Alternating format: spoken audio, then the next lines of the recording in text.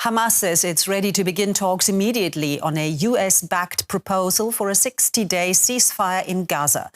The plan would involve a phased release of hostages and a significant increase in humanitarian aid to the territory. US President Donald Trump said he's optimistic and that there could be a deal next week.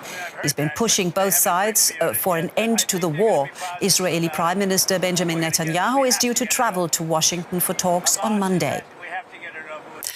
Let's bring in journalist Karim El-Gawhary in Cairo. Karim, let's start with Hamas reacting apparently positively to the most recent ceasefire proposals. What more do we know about that? Yeah, they say they are ready to enter into serious negotiations. Mind you, this is the US proposal of the 60-day ceasefire and the phased release of hostages in return for Palestinian prisoners is only a framework for negotiations.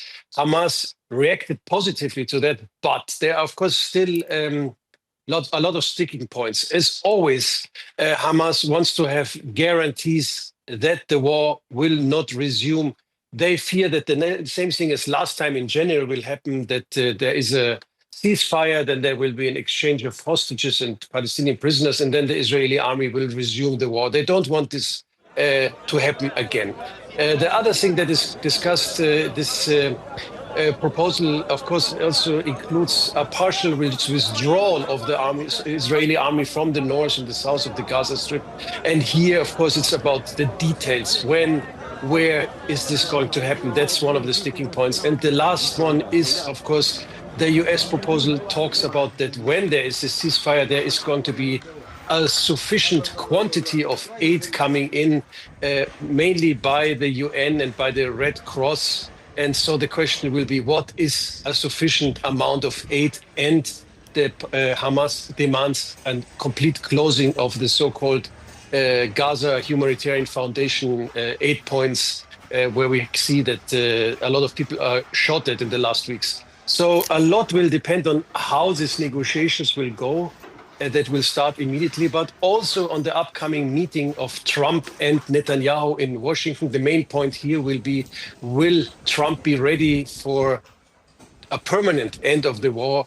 Until now, he's saying his goal is still to destroy Hamas. And the second thing, will Trump guarantee such a permanent end of the war? That would be really progress in these negotiations. Yeah, many questions there still up in the air, but you mentioned that every day dozens of people in Gaza are being killed near the aid collection point run by a US-Israeli organization. So how exactly does aid factor into this current ceasefire proposal? It's pretty important because it's the pressure that is done by aid. The Palestinians say what happens now with this Gaza Humanitarian Foundation, that is an Israeli-American organization with US contractors guarded by the Israeli army, that this is not humanitarian relief, but it's part of the Israeli warfare. Mind you, also since March, virtually no other aid is coming in.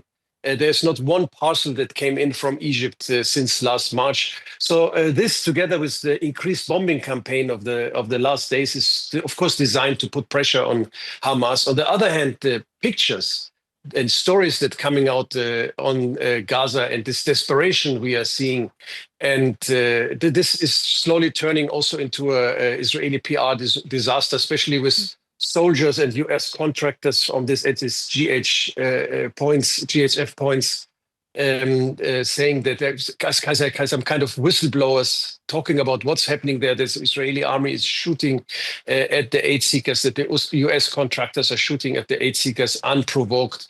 All this, of course, puts pressure on the Israeli side. All right, Karim El-Gawhary in Cairo. Karim, thank you so very much for that.